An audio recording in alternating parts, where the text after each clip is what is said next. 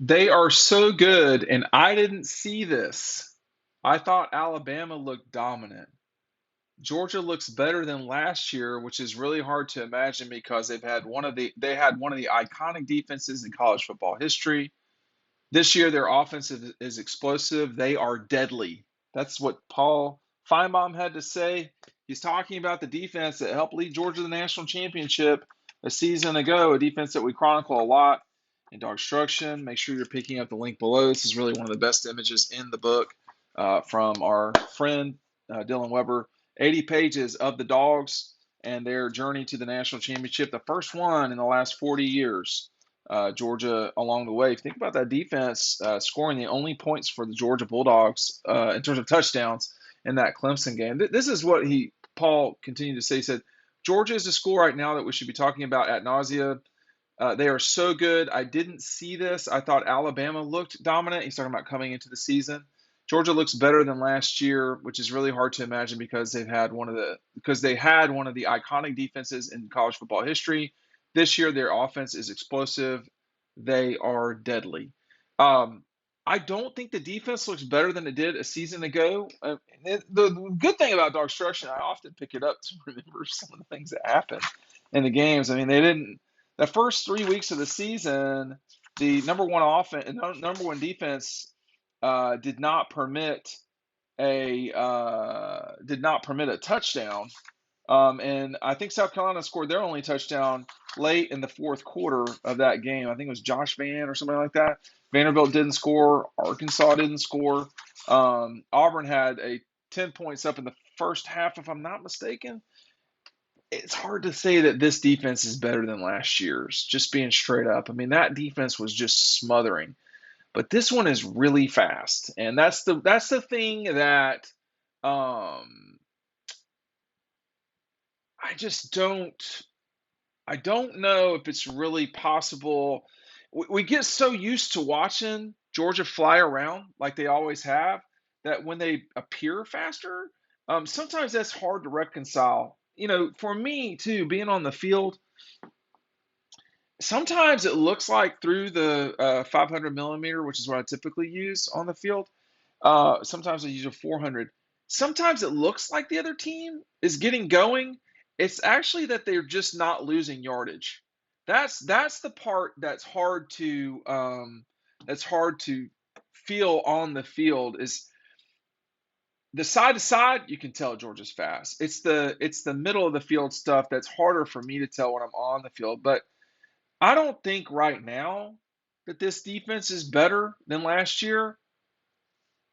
That defense a season ago was old. And it does feel like, just to me, that there's going to come a time in this season where Georgia's defense is going to have to step up and really show its worth. It showed it constantly last year. And I think the same two teams last year that will be challenging this year are Alabama and Tennessee. I mean, Georgia, the problem for Tennessee is Georgia scored 40 points without really thinking. Um, and the Vols got in there. I feel like late in the fourth with a kind of a junk touchdown, if I'm not mistaken. I can't remember all these games as well as I used to, but that game will be in Athens. It's just going to be a trickier game for Tennessee, but I certainly think that Tennessee is a team to watch, and it's a great measuring stick for Georgia coming into that game. Now that Tennessee struggled so much with Pitt and allowed so many points against Pitt, I don't think that's good. But we all know what Alabama can do. We all know the arm talent that Bryce Young's got and all of the things that he can do just as a player. So the Georgia defense is going to be tested there, no question. What I wonder is if another team can slow down Georgia's offense. I'm not sure that's the case. But,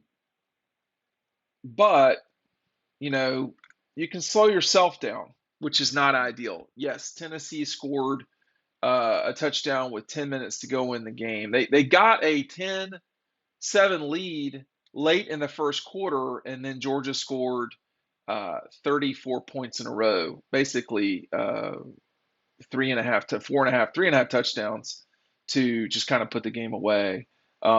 If Tennessee scores 28 points and Georgia scores 41, is it a super close game? I don't know. I don't know, but it's tough to play in Athens, and that will be something that Tennessee has to deal with. But the offense does look better than last year. I don't think the running backs are as good, but I think everything else is better. I mean, the tight ends are better, which is kind of hard to imagine. The wide receivers seem better, even without George Pickens and Jermaine Burton. The offensive line is better, period. The running backs, I don't think the running backs are better. And then I think Stetson's playing better than he did last year. I don't know if he's playing better than he did at the end of last year, but he's playing really well. And I remember when the sky was falling and Stetson had a big statistical day against Alabama, and I didn't I would not have switched from Stetson from I can't remember, maybe November. I mean, the Florida game, he did not play great, but by Tennessee, it was done. And I remember thinking on the sideline when they were getting beat by Alabama that if Kirby didn't go with Stetson in the fourth quarter of that game to try to rally from 2 touchdowns down in the fourth quarter with like 10 minutes to go. It's not like that game was just completely done in the fourth quarter. I mean, Alabama certainly had a non-insignificant lead. I mean, they had a pretty big lead, but they didn't. I'm just trying to look back at the numbers here. It was an interception for a touchdown. I mean, Georgia was down 2 touchdowns twice in the fourth quarter. Once to start it, and then of course they got down 2 touchdowns with 10 minutes to go. I mean, that's not exactly a lot. And then Alabama kept punting. So if Georgia had wanted to switch to JT Daniels, they could have. But when they didn't do that, that's when I knew. And I wasn't saying it was right or not. That's when I knew they're not going to JT Daniels. It's not happening. Stetson's their guy, period. Because until then, I wasn't totally sure that was what the case was. It looked to me like that was what it should have been. And it was easy to, kind of pick Stetson apart. But, from that Tennessee game on, for sure, he really did play pretty well. I think the offense is better than it was a season ago, but I don't know that the defense is. I mean, that line, just to go back to the Alabama game in Atlanta, 29 of 48, 340 yards, 3 touchdowns, 2 interceptions. One was a pick six, sacked 3 times. It was almost Bryce Young went 26 44 for 421, 3 touchdowns, no interceptions. But if you were to look at his statistics on national championship game, it wasn't the same at all. And I think that's the thing is what the defense does matters a lot. And Alabama's defense played pretty well that night. And in Indianapolis, Bryce was 35 of 57. That's just way too many passes for 369, a touchdown, 2 interceptions. One, of course, was a pick six. He was sacked. The two quarterbacks were sacked a combined 9 times in that game. I mean, that's hard to really reconcile that they get that beat up. And Georgia ran for 140. I don't know if they're going to run for 140 against Alabama this year. But Alabama's problem was they only went for Brian Robinson Jr. went for almost 70, but that was about it. And everybody else went backwards, so they wound up with 30 yards rushing. Which is kind of problematic. But I think, what Paul's trying to say is, hey, y'all,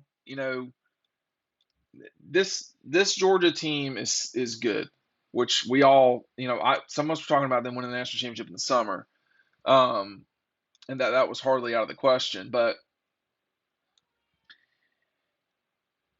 I don't know that the defense is better. I don't know that the defense is better, but we could be missing out on and the other difference between the two Alabama games, this was not really what I was trying to talk about, but Alabama did not run the ball in Indianapolis. And they ran the ball effectively enough in Atlanta. Bryce was not sacked. He had 3 runs for 40 yards, one of which was an amazing run. He was the only guy that averaged more than 3.5 yards a carry in that game for Alabama. Georgia ran the ball more effectively, but it just, anyway, Georgia is a school right now that we should be talking about. They are so good. I didn't see this. This is what Paul Finebaum said. I thought Alabama looked dominant, and he was talking about coming into the season. I think a lot of people thought they were. Georgia looks better than last year, which is really hard to imagine because they had one of the iconic defenses in college football history. This year, their offense is explosive. They are deadly, and he's right about that.